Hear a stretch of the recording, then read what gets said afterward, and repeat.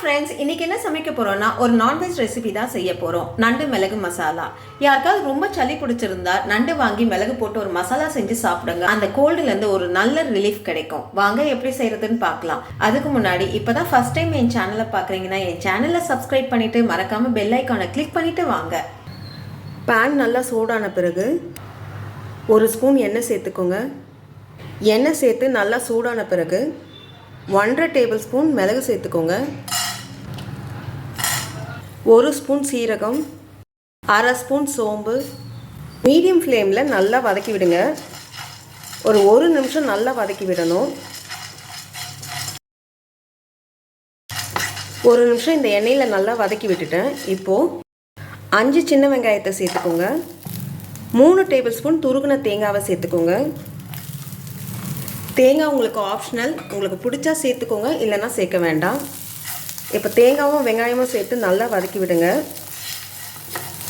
தேங்காயோடைய ஈரப்பதம் போகிற அளவுக்கு நல்லா வதக்கி விடணும். வெங்காயமும் தேங்காயும் சேர்த்து நல்லா வதக்கி விட்டாச்சு. இப்போ அடுப்பு ஆஃப் பண்ணிடுங்க.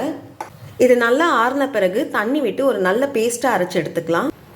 நம்ம வதக்குனதை தண்ணி விட்டு நல்லா பேஸ்ட்டாக அரைச்சி எடுத்துக்கிட்டேன். இப்போ இதை ஒரு ஓரமாக வச்சுக்கோங்க.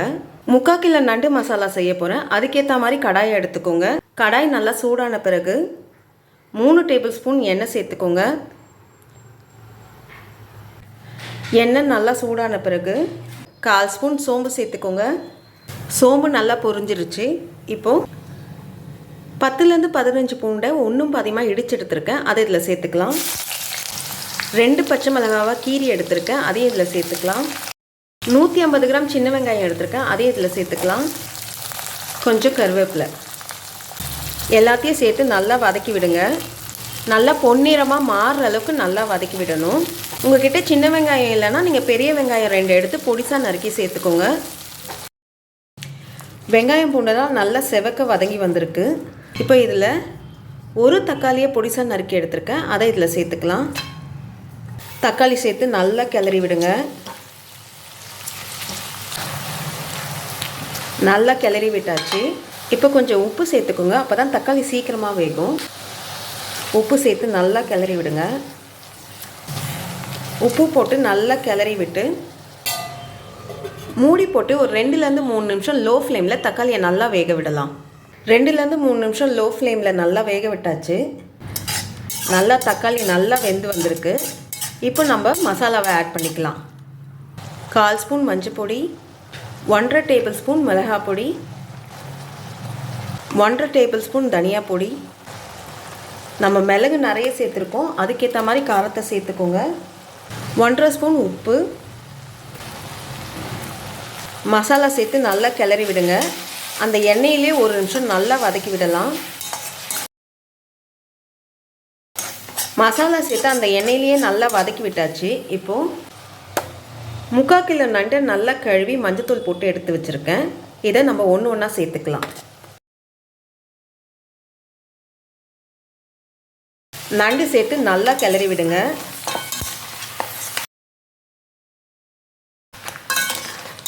நண்டு அந்த மசாலாவோட நல்லா கிளறி விட்டுட்டேன். இப்போது 1 கிளாஸ் தண்ணியை சேர்த்துக்கோங்க. தண்ணி சேர்த்து நல்லா கிளறி விடுங்க.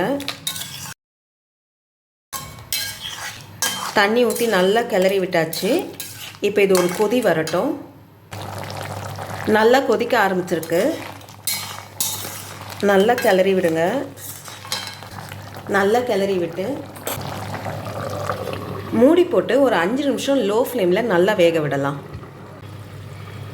5 நிமிஷம் கழித்து மூடியை திறந்து நண்டை நல்லா கிளறி விடுங்க.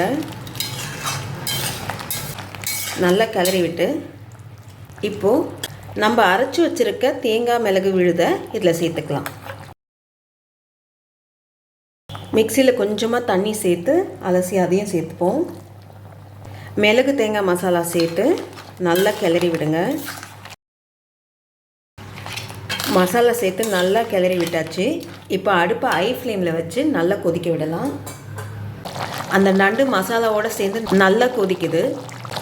மூடி போட்டு ஒரு மீடியம் ஃப்ளேமில் ஒரு 10 நிமிஷம் நல்லா வேக விடலாம்.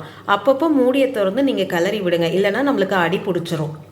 10 நிமிஷம் மீடியம் ஃப்ளேமில் மூடி போட்டு நண்டு நல்லா வேக விட்டாச்சு. இப்போ மூடியை திறந்து பார்ப்போம். நல்லா எண்ணெய்லாம் நல்லா பிரிஞ்சு வந்திருக்கு. கலரி விடலாம். உங்களுக்கு தொக்கோடு வேணும்னா இந்த ஸ்டேஜில் அடுப்பை ஆஃப் பண்ணிவிட்டு கொத்தமல்லி போட்டு இறக்கிடுங்க. இன்னும் கொஞ்சம் ட்ரையாக வேணும்னா மீடியம் ஃப்ளேமில் ஒரு 2லேருந்து 3 நிமிஷம் நல்லா இந்த மாதிரி கிளறி விடுங்க. இன்னும் நல்லா ட்ரை ஆகிடும்.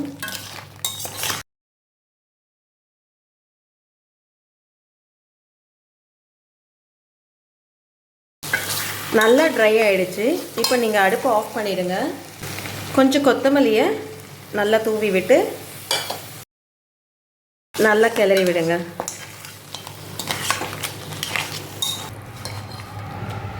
ரொம்ப டேஸ்டான நண்டு மசாலா ரெடி ஆகிடுச்சு. இந்த வீடியோ உங்களுக்கு பிடிச்சிருந்தா லைக் பண்ணுங்கள், ஷேர் பண்ணுங்கள். அப்படியே உங்களுடைய கருத்துக்கள் எனக்கு கமெண்ட் பண்ணுங்கள். இது வரைக்கும் என் சேனலில் சப்ஸ்கிரைப் பண்ணாதவங்க சப்ஸ்கிரைப் பண்ணிவிட்டு பக்கத்தில் இருக்க பெல் ஐக்கானை கிளிக் பண்ணிவிட்டு ஆல் என்ற பட்டனை ப்ரெஸ் பண்ணுங்கள்.